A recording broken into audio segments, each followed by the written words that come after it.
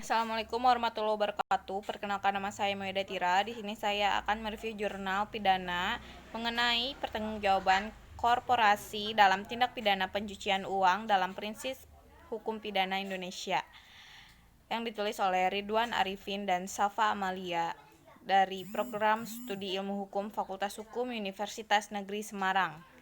Secara umum, yang menjadi unsur-unsur tindak pidana pencucian uang adalah adanya uang atau dana yang merupakan hasil yang ilegal atau tidak sah di mata hukum. Yang kedua, adanya uang haram yang diproses dengan cara-cara tertentu melalui kelembagaan yang legal atau sah sehingga pelaku mendapatkan keuntungan yang besar.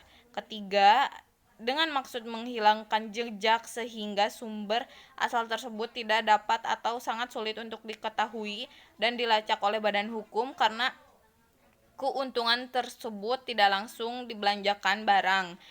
Tindak pidana pencucian uang telah diatur dalam Undang-Undang Nomor 5 Tahun 2010.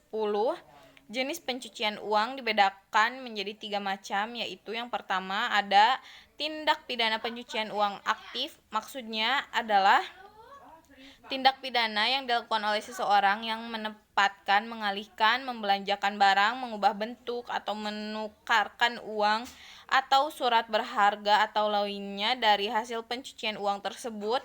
Hal ini dikenai pasal 2 ayat 1 dengan tujuan menyembunyikan atau menyamarkan asal-usul harta kekayaan dipidana karena tindak pidana pencucian uang dengan pidana penjara paling lama 20 tahun, denda paling banyak 10 miliar.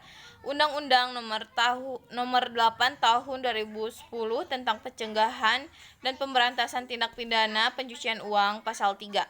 Yang kedua, ada tindak pidana bagi pelaku yang menikmati hasilnya.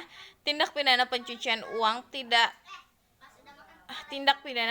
uang dapat dikenakan pula bagi mereka yang menikmati hasil tindak pidana pencucian uang yang menyembunyikan atau menggelapkan asal-usul sumber pengeluaran uang. Hal ini merupakan contoh tindak pidana sebagaimana yang terkandung dalam pasal 2 ayat 1 yang dipidana karena tindak pidana pencucian uang dengan pidana penjara paling lama 20 tahun dan denda paling banyak 5 miliar rupiah. Ini terdapat dalam Undang-Undang Nomor 8 Tahun 2010.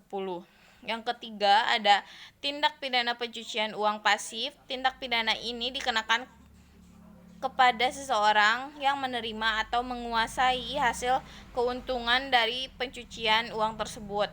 Hal ini termasuk dalam Undang-Undang Pasal 2 ayat 1 yang dipidana penjara paling lama 5 tahun dan denda paling banyak 1 miliar rupiah. Karena hal tersebut juga sama dengan melakukan tindak pidana pencurian uang, namun dikecualikan bagi pihak pelapor yang melaksanakan kewajiban pelaporan sebagaimana diatur dalam Undang-Undang Nomor 8 Tahun 2010. Pertanggungjawaban korporasi dalam pencucian uang. Korporasi merupakan suatu badan usaha yang disamakan seperti layaknya manusia yang memiliki hak dan kewajiban serta dituntut dan dapat menuntut pula, dan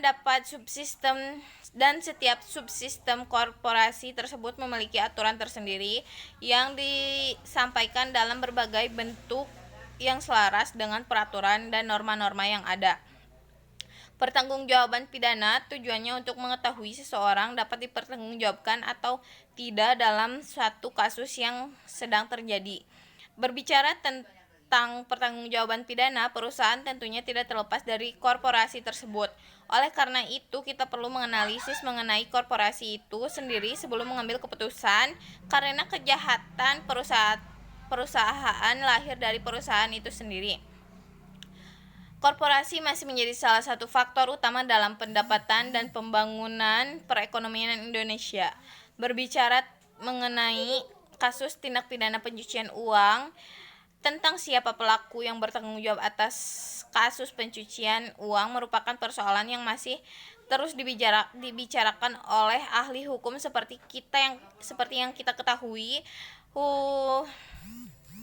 Hukum seperti hukum itu merupakan perbuatan kejahatan yang apabila dilakukan hal tersebut maka mendapat hukuman pidana sesuai aturan.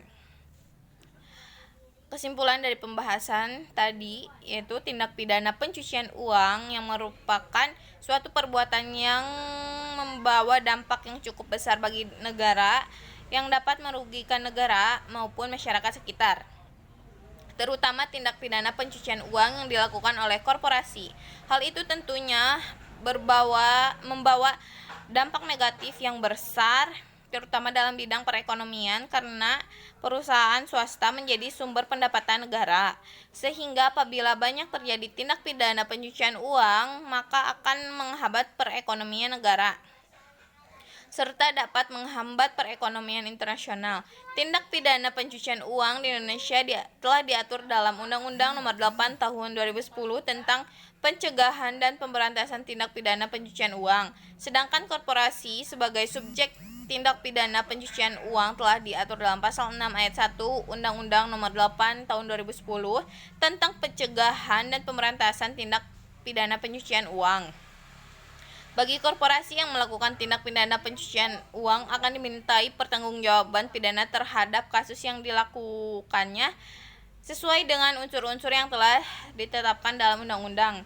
Tindakan tindak pidana pencucian uang yang dilakukan oleh korporasi tersebut maka akan mendapatkan sanksi pidana yang berupa hukuman penjara maupun denda tambahan lainnya. Dan apabila denda yang didapat tidak dapat dibayar maka akan diganti dengan perampasan hasil kekayaan korporasi tersebut. Dan apabila kekayaan korporasi masih kurang untuk membayar hukuman pidana tersebut, maka dijatuhkan hukuman kurungan bagi personil pengendali korporasi selama 1-4 tahun lamanya. Sekian, wassalamualaikum warahmatullahi wabarakatuh.